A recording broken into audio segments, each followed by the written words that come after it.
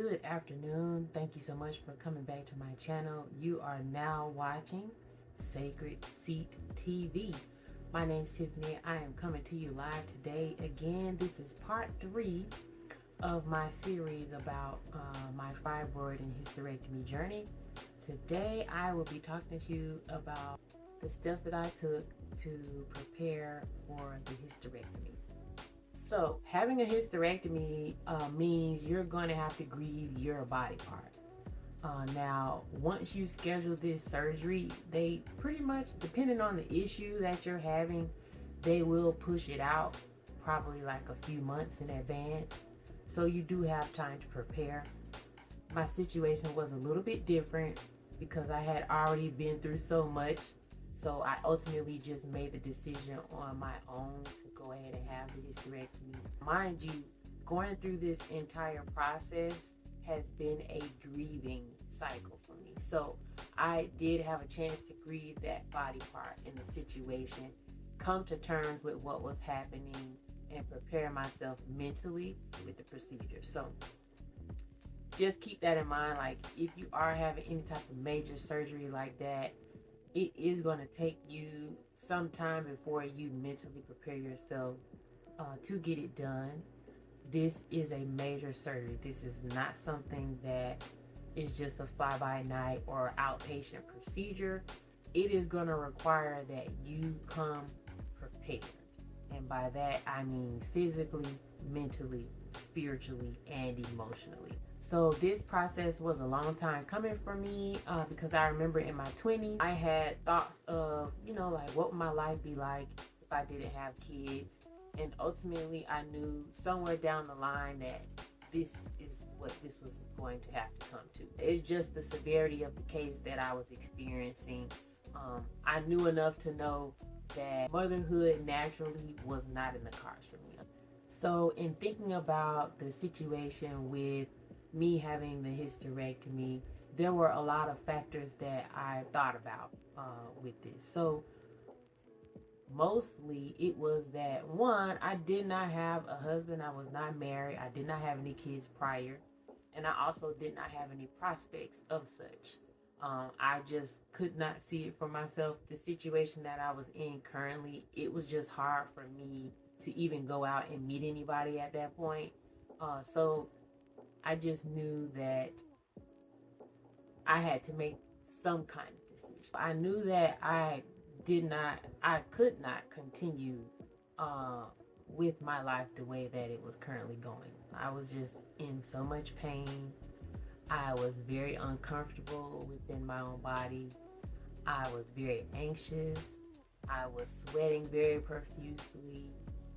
And then my mental state was impacted as a result of all of this. So I knew that something had to give at this point. I knew that a change was going to come and I was going to make that change for myself.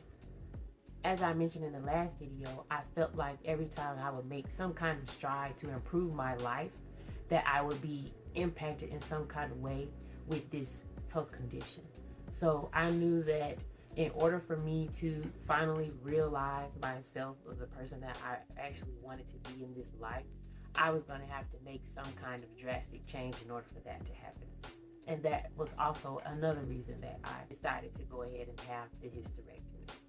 When the Supreme Court came down with a decision regarding Roe versus Wade, and I knew enough to understand that the ailments that women were having would be an issue when going into the doctor due to the ruling of the Supreme Court. And so I did not want to be in any way, shape, or form impacted by the decisions that were made as a result of the Supreme Court's ruling on that case. So I decided to free myself. I also talked a little bit in the last video about how I did not want to be tied to the medical industry, and I did not want to have to depend on the medical industry just to live my life day to day. And by that I mean I really wanted to get off the birth control because it was making it so that I would have to go to my OBGYN every 3 months to get a shot. That wasn't feasible for me. So with that said, those are all of the factors that ultimately led me to make the decision to have the hysterectomy. Now I'm going to talk a little bit about the preparation up to surgery and conversations that I had with my doctor up to surgery. So before surgery, my doctor and I sat down and we discussed the strategy. We came up with a plan where I would get an ultrasound and an MRI just so that we could have a complete picture of the current status of my uterus. Sat down again and talked. She let me know that she found about 20-something fibroids within my uterus. And when she let me know that, I said, oh yeah, it's time to get this out of here. She did a laparoscopic hysterectomy with a chromal tubation. So first and foremost, the hysterectomy with laparoscopic.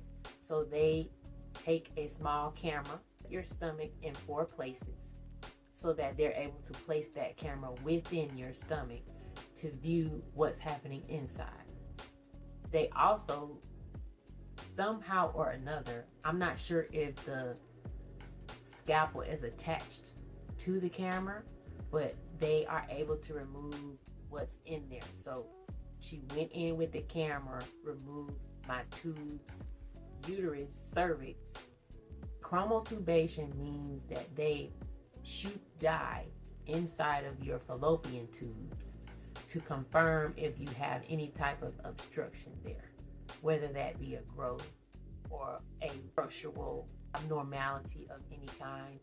Ultimately, they would be removed anyway. So I'm not really sure why she did that, but I presume it was to confirm whether or not there was any type of activity occurring within my tubes, i.e. growth. So she talked about before the procedure what she would do. She mentioned that she'd be giving me antibiotics just to prevent any type of infection during and after the procedure. In the past, with the other procedures that I've had, it had been a requirement to take that huge jug of solution to clean your system out before you go under the knife. But with the advances of technology in 2023, we no longer have to do that. I'm just glad that it all went well and I didn't have any type of major hiccups. Afterwards, after the surgery, when I visited my doctor, she sat down and talked to me about the results of the procedure because one of the fibroids in my uterus was pedunculated. What that means is the fibroid is growing as if it's a stalk. Like picture a vegetable stalk. Like picture a Brussels sprout stalk or a stalk of broccoli. How there's a stem at the bottom and then towards the top of it, it kind of grows out into a head. So this fibroid was growing outside of my uterus on a stalk all the way up into like my abdomen area, my abdominal area, or like my rib cage. And she told me that she was looking at that like, that looks strange. I wonder what's going on with that. And she, ran the diagnostic tests and everything on it and found that it was benign, thank God. But after she told me that, I felt like I made the right decision. I feel vindicated about that based on the results that she gave me. And that is pretty much it for this video. So thank you so much for your time.